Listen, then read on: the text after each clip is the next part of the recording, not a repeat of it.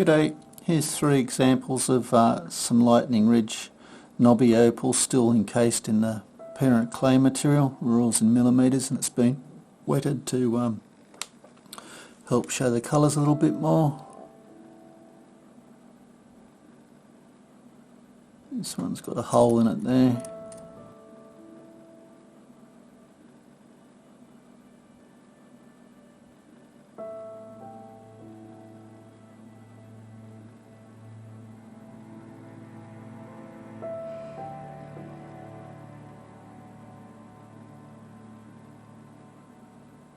A couple of little ones in the back.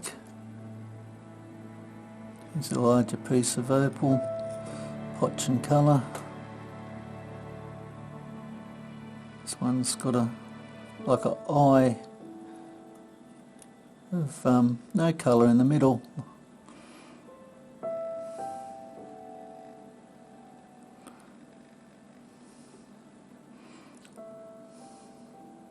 You can see the opal penetrating the clay here and welding it together or gluing it together.